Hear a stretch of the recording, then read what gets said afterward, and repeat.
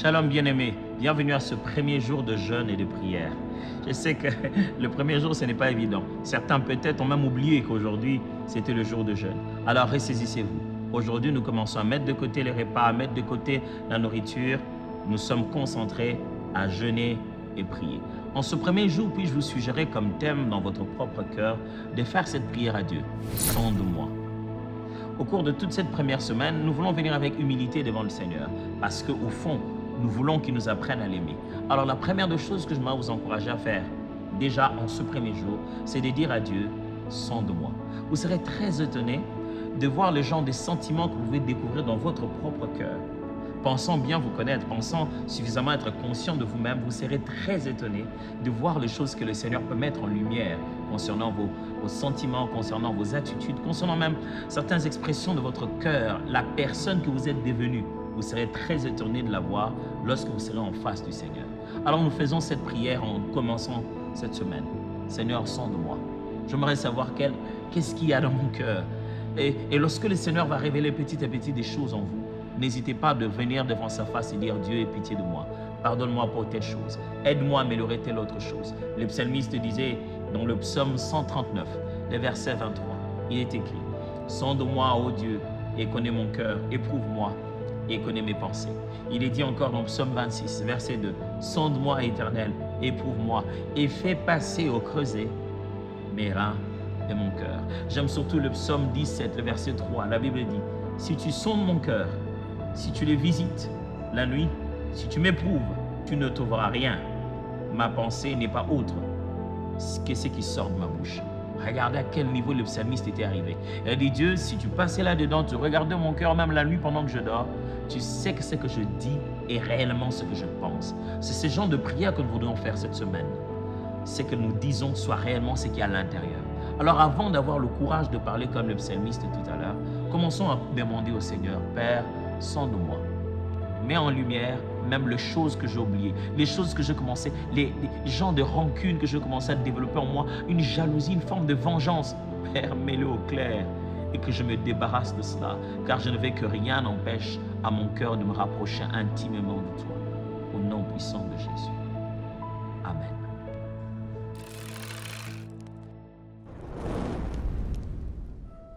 Dieu soit loué. Nous allons beaucoup prier. Je demande aux amis de médias de me mettre toutes mes minutes. Comme ça, je sais bien les gérer moi-même. J'ai un seul texte ce soir.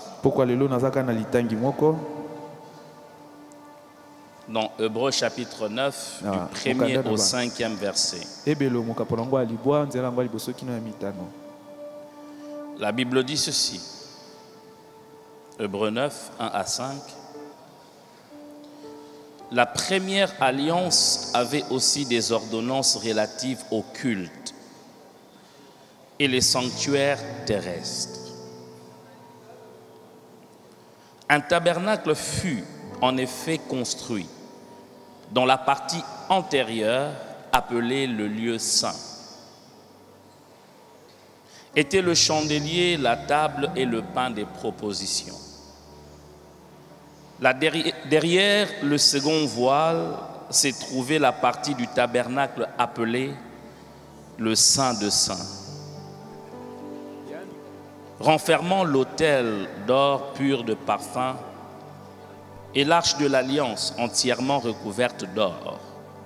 Il y avait dans l'arche un vase d'or contenant la manne, la verge d'Aaron qui avait fleuri et le table de l'alliance. Au-dessus de l'arche étaient les chérubins de la gloire, couvrant de leur ombre les propitiatoires. Ce n'était pas le moment de parler en détail de cela, comme ce n'est pas le moment de parler en détail de cela aujourd'hui, parce que je vais me concentrer essentiellement sur l'arche de l'Alliance et nous allons nous plonger dans la prière. Quand Israël est arrivé dans le désert,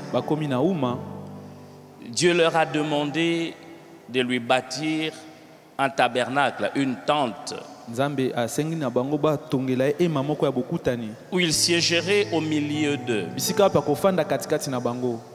Il a donné les ordres à Moïse. Ya pesa ki mitindo na Mose. Il a donné les dimensions et a dit à Moïse, il faudra que tu le fasses selon le modèle que je t'ai montré. Avec les exigences que je te donnais.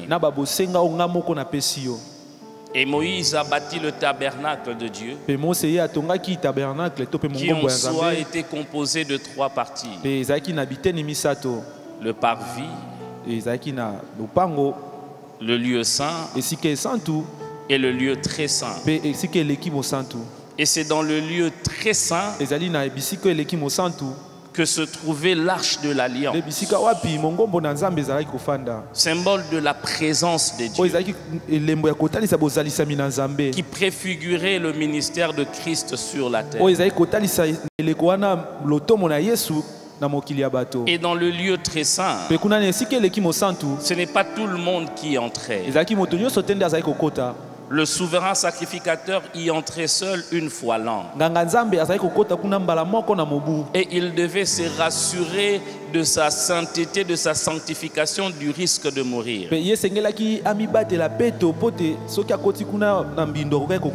la gloire de Dieu descendait là, sur l'arche de l'alliance. Qu'est-ce qu'il y avait dans l'arche? L'arche, c'était pas grand, c'était pas un coffre qui est grand, non. C'était un meuble fait de bois, recouvert de l'or, de l'intérieur et de l'extérieur. Au-dessus de l'arche, on avait fait des représentations des anges, des chérubins. La gloire de Dieu descendait là.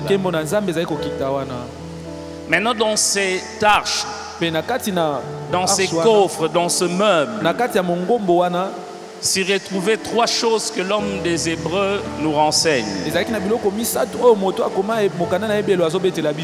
Premièrement, il y avait un vase d'or contenant la manne.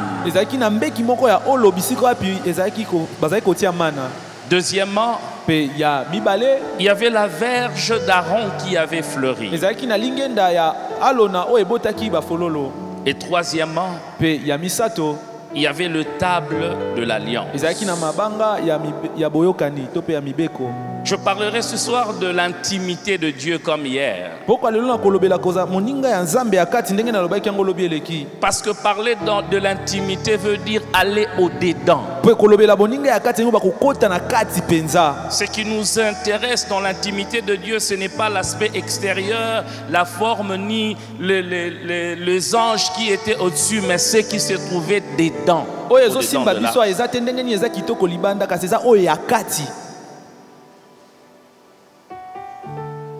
Dans l'arche, comme on vient de le dire, on y retrouvait le table de la loi,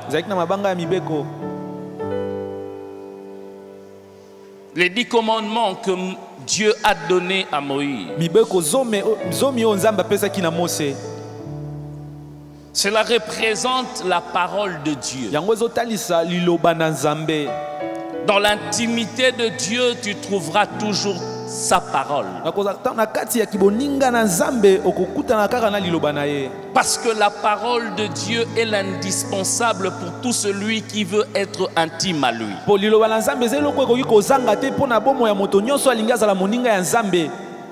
La révélation que nous pouvons avoir de Dieu, nous ne pouvons la voir que dans sa parole.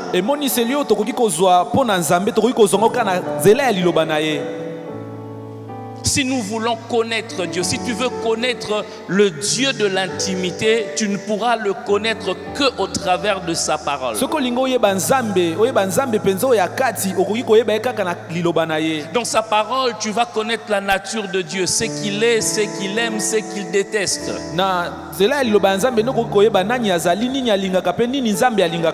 Dans sa parole, il y a même ses promesses.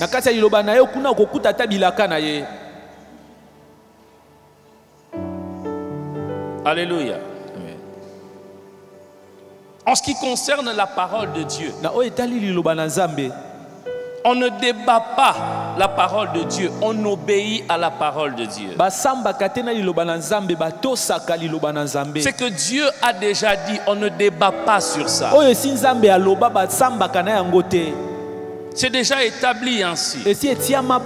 On obéit et on ne discute pas. Il n'a pas le temps de discuter sur sa parole. Si tu veux être intime de Dieu, tu dois apprendre à obéir à sa parole.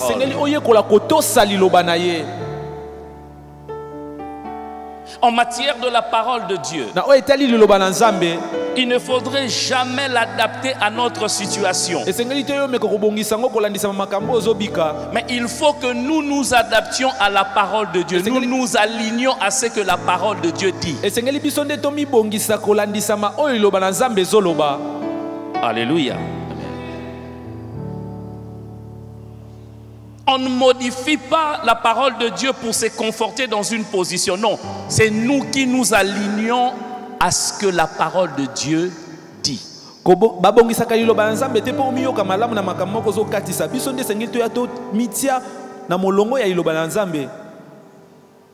la parole de Dieu, on ne choisit pas ce qui nous plaît. On ne prend pas les morceaux qui nous plaisent. On consomme la parole de Dieu dans sa totalité. On n'aime pas que le promesse. Non. On aime aussi ce que Dieu n'aime pas. On ne prend pas seulement les choses qui nous confortent. Tu seras la tête, là on est d'accord. Tu seras grand, là on est d'accord, là on mange. Mais quand il dit tu ne voleras pas, là tu commences à relativiser. La parole de Dieu se consomme dans sa totalité.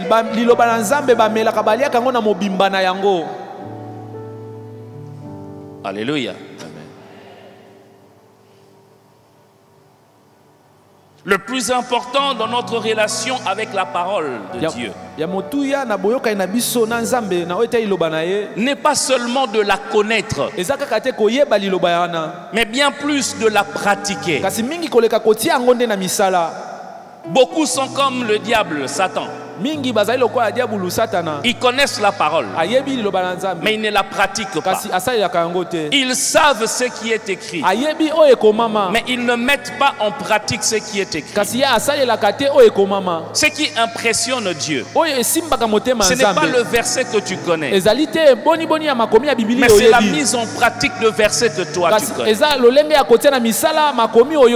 Beaucoup connaissent la parole, beaucoup récitent la parole. Ils connaissent bien le psaume 23 comme une récitation, mais pas comme une vie.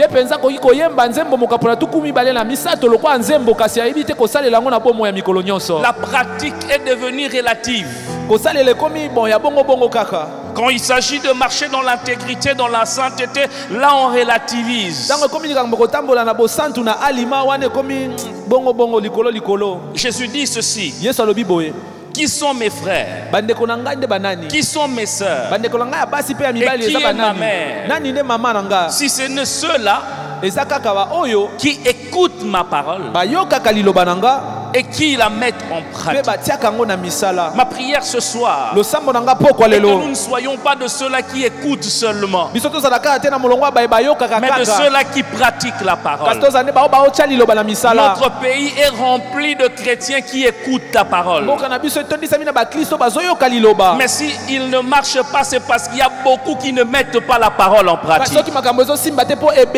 Ils viennent le dimanche à l'église, costume, cravate, ils donnent même leurs offrandes. Mais quand ils sont dans leur milieu professionnel, ils ne pratiquent pas la parole. Je les appelle de chrétiens de parvis. Ils ne sont pas en intimité avec Dieu. Dans les parvis, on emmenait son offrande. Et c'était tout. Ils viennent le dimanche, ils déposent leurs offrandes, ils finissent, ils se disent ok, j'ai rempli mon devoir moral et puis ils partent. Mais celui qui est dans l'intimité de Dieu, non pas seulement il écoute, mais il pratique. Ce pays changera non pas seulement quand on changera les autorités, mais lorsque nous tous nous commencerons à pratiquer la parole. Surtout nous les enfants de Dieu.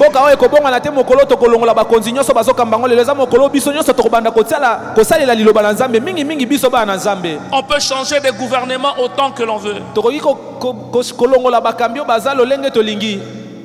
Mais si toi aussi chrétien tu voles dans l'entreprise, tu es ami de celui qui détruit, et les choses ne changeront pas. Et même dans la famille, les choses ne changent pas. Parce que même toi chrétien tu agis comme le païen. Tu ne pratiques pas la parole de Dieu. Et même dans le quartier, on ne sait même pas reconnaître la différence. Tu es comme tout le monde. On ne sait même pas que toi tu aimes les autres. Parce que l'amour il n'y a pas. Tu ne partages même pas. Écoutez, ce qui impressionne les gens, ce n'est pas de leur dire que Jésus l'aime. Ce qui impressionne les gens, c'est de voir que ton Jésus t'a changé.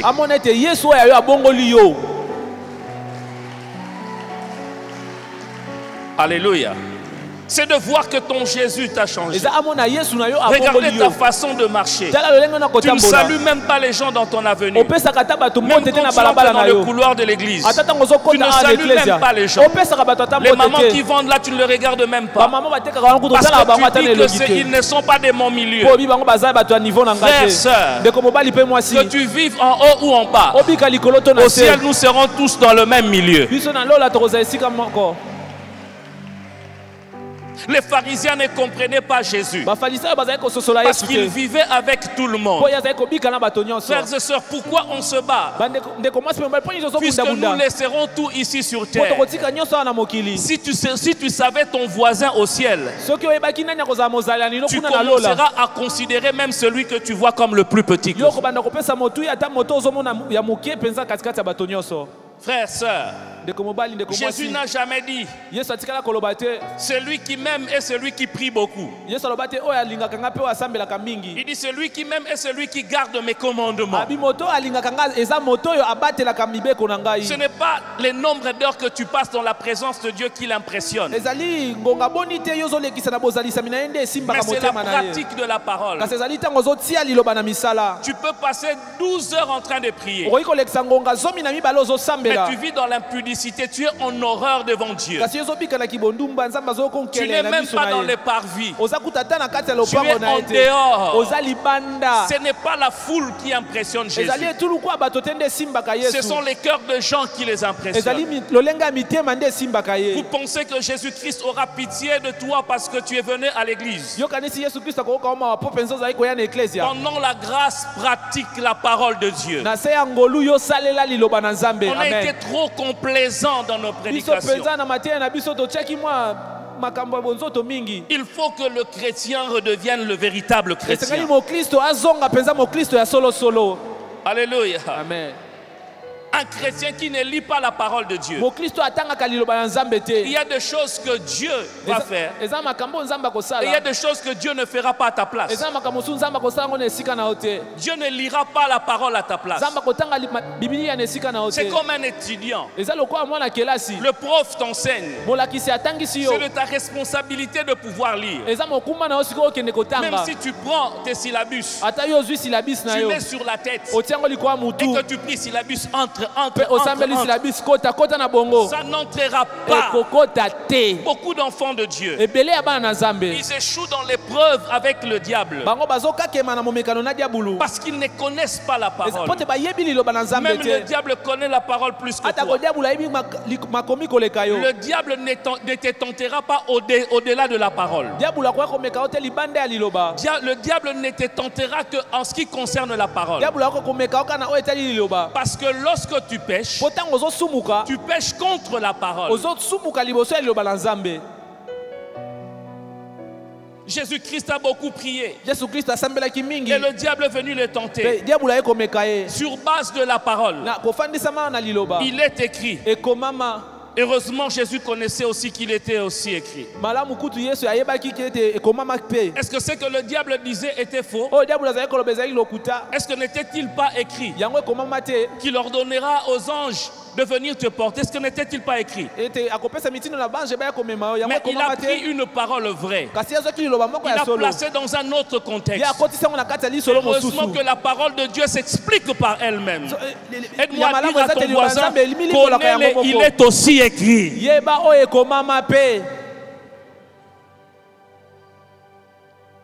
Toi, tu ne fais que tomber. Tomber. Alléluia. Amen. La parole de Dieu est une arme efficace contre l'ennemi. Il nous a donné comme épée la parole de Dieu. Face à l'ennemi, tu sais lui répliquer au travers de la parole. Pas au travers des ancêtres, mais au travers de la parole. Si tu veux obtenir quelque chose de Dieu, c'est mieux de le lui demander par rapport à sa parole. De venir auprès de lui et de lui dire, Père, tu as dit. Imaginez que tu sors le matin, tu dis à ton enfant, je t'emmenerai le bonbon. Quand tu rentres, l'enfant te dira, papa, où est les bonbons? Tu avais dit que tu... Dieu respecte sa parole. C'est mieux de réclamer les choses sur base de sa parole. Je n'ai pas mangé, oui, tu as dit que tu prendras soin de moi selon qu'il est écrit. Je n'ai pas encore d'enfant et pourtant tu as dit qu'il n'y aura pas de ceci, il n'y aura pas.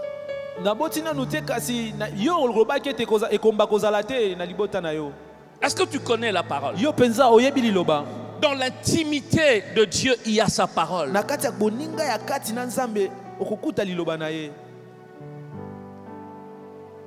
Aime la parole de Dieu et pratique la parole de Dieu. Je voudrais te poser une question avant de passer au deuxième objet. Est-ce que tu as un temps où tu médites la parole? Deuxième des choses qu'il y avait, il y avait la manne. La manne, c'était le pain que Dieu a donné à Israël pendant les 40 années dans le désert. C'est dans Exode chapitre 16. Le peuple de Dieu a murmuré. Et Dieu leur a donné la manne. Quand c'est descendu, ils ne savaient pas qu'est-ce que c'est, ils ne savaient pas définir cela. Et ils se posaient la question, c'est qu'est-ce que c'est? En hébreu, c'était manhu, comme on a chanté par Gaël.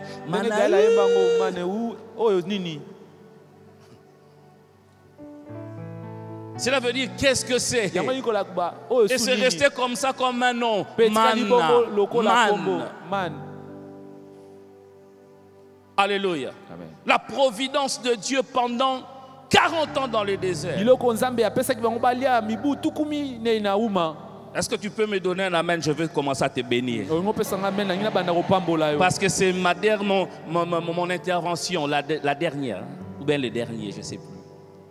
Comprenez seulement. Chez nous en Côte d'Ivoire, il n'y a pas d'article.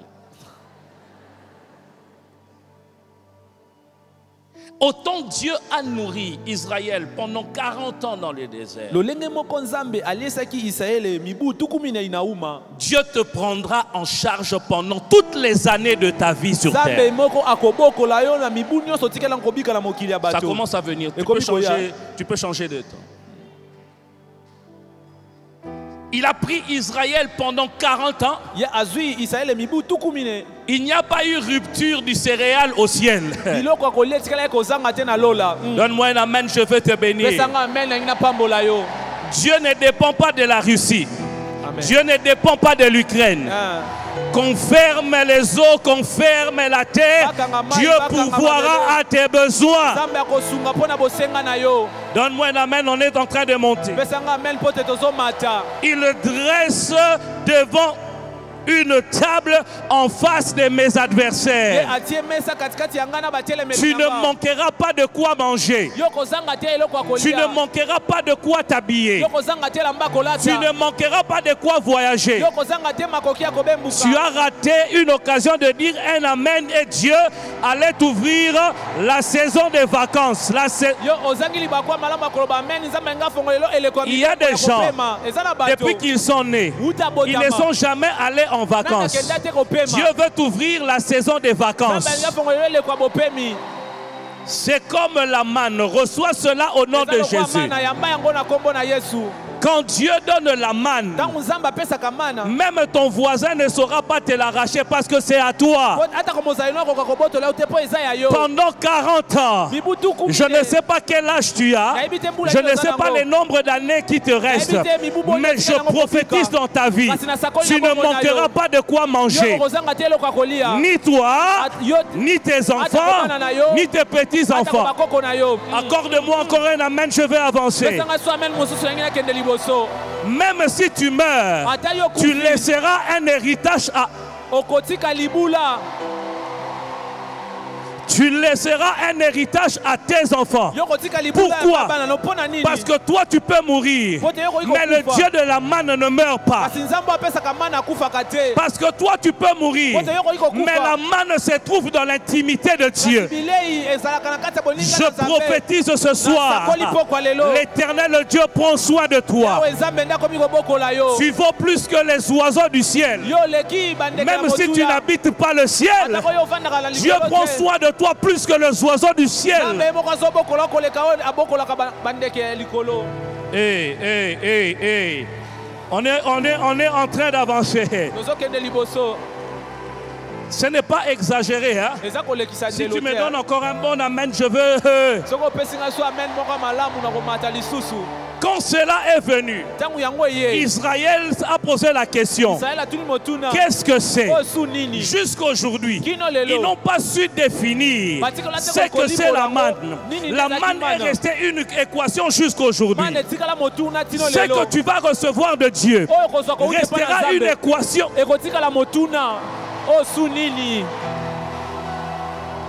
Même tes ennemis ne sauront pas répondre à l'équation. Qu'est-ce qui arrive à Sophie? Qu'est-ce qui arrive au pasteur Eric? Qu'est-ce que c'est? Dis après moi, qu'est-ce que c'est? Je proclame et je déclare. Je lève ma main droite. L'Éternel est son ombre à ma droite. Dieu te donne une bénédiction. Qu'est-ce que c'est? Même tes amis poseront la question, qu'est-ce que... Elle avait 90 ans. Elle s'appelait Sarah. Tout le monde savait que c'était fini pour elle. Au bout d'un certain temps, la démarche de Sarah a changé. Et tout le monde pose la question, qu'est-ce que...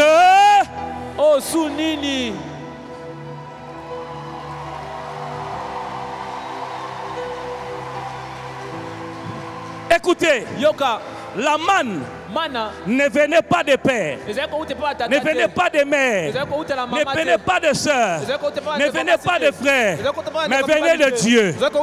Même si ton père ne te donne rien, tes frères ne te donnent rien, tes soeurs ne te donnent rien, tes cousins ne te donnent rien, le ciel te donnera quelque chose. Frère, devant Dieu, vous n'avez pas besoin de murmurer pour avoir. Ne murmurez pas.